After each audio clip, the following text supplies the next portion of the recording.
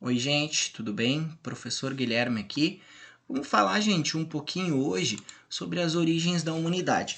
Esse é um assunto que por vezes ele acaba sendo polêmico. Ou seja, a gente às vezes tem muitas pessoas, né, que nem gostam de ouvir falar nesse assunto por conta de suas doutrinas religiosas, né? Então, sua forma de pensar e de se expressar é respeitável, sim, compreendo, mas compreendo também que esse é um assunto de grande relevância e por isso eu quero trazer aqui no canal. Então essa é uma aula bem introdutória, bem básica sobre isso e eu quero gravar mais vídeos ainda falando sobre as origens da humanidade. Tá ok? Então vamos iniciar.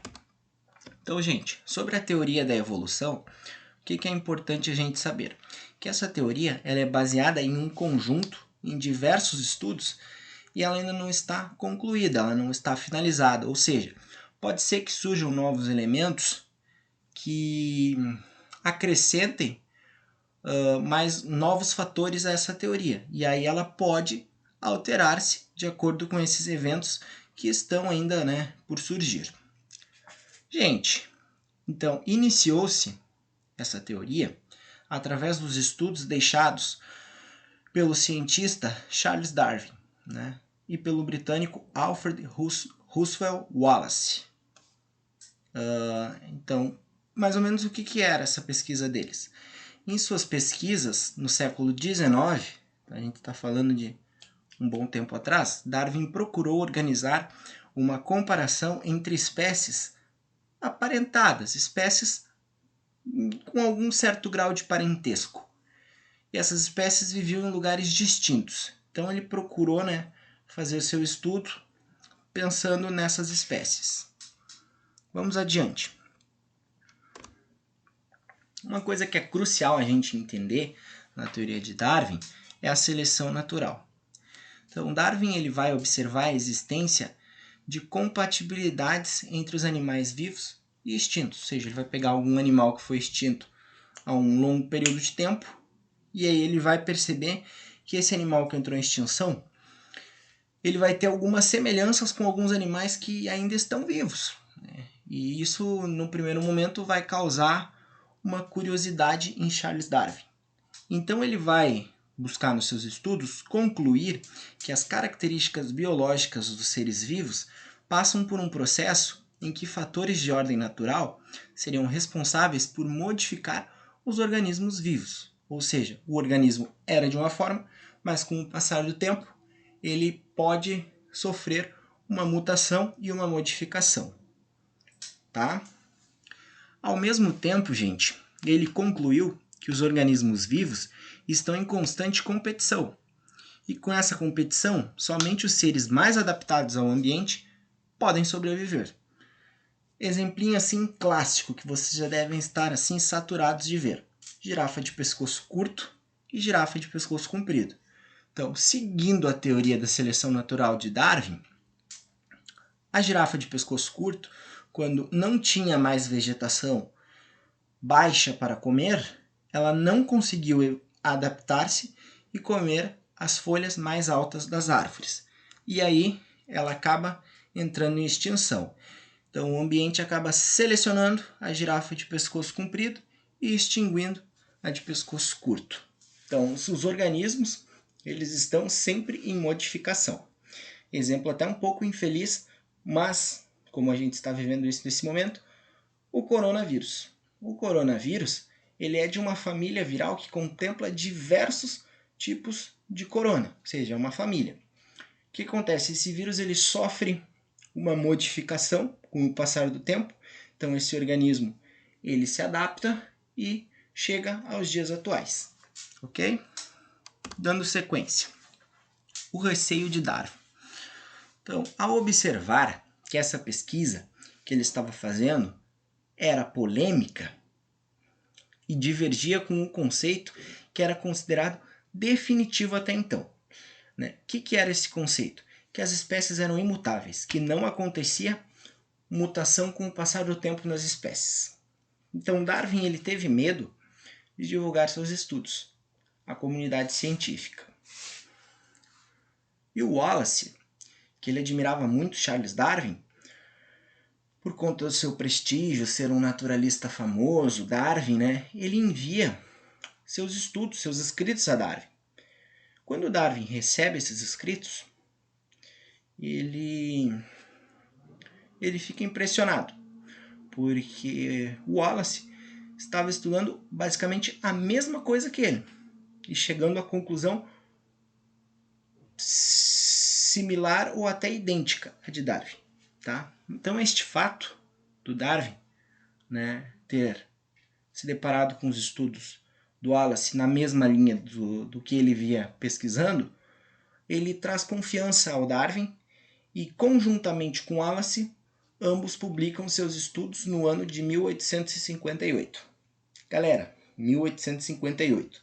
Se às vezes o professor de história, na sala de aula, ele tem que se cuidar quando vai introduzir esse assunto, porque gera reclamação de pais na secretaria, que o professor está falando contra a religião e etc. Imagine em 1858. Né? Então foi bem complicado e na época não foi bem aceito. Darwin acabou até sendo, né, de certa forma, insultado por sua pesquisa. Gente, uma coisa que a galera confunde pra caramba e que é importante eu dizer para vocês. Darwin afirma que descendemos do macaco? Do macaco? Gente, não. Nunca afirmou. Nunca afirmou. Então, a teoria afirma que o homem e o macaco, eles possuem uma mesma ascendência, a partir da qual estas e outras espécies se desenvolverão ao longo do tempo. Ou seja, em algum momento da escala evolutiva, nós tivemos um ancestral em comum ao macaco. Um lado da árvore genealógica partiu para desenvolver o ser humano, como a gente conhece, como somos, e o outro lado partiu para o desenvolvimento dos macacos.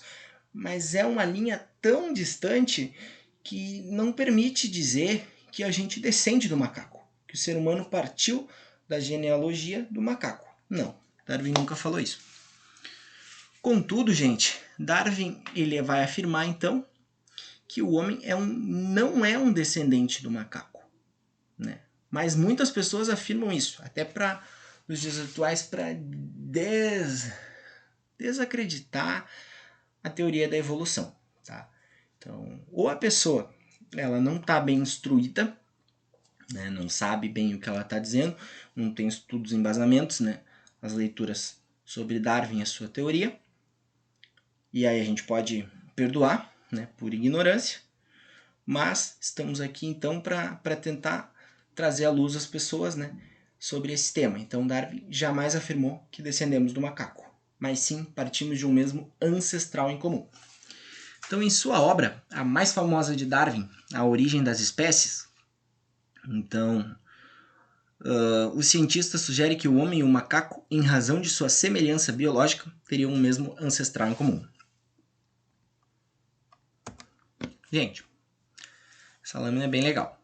A partir desses estudos e aproveitando-se de outras áreas científicas, como a genética e a biologia, estudiosos da comunidade científica, então eles buscaram ao longo dos anos compreender o processo de variação e adaptação ao longo do tempo e o surgimento de novas espécies a partir de outra pré-existente.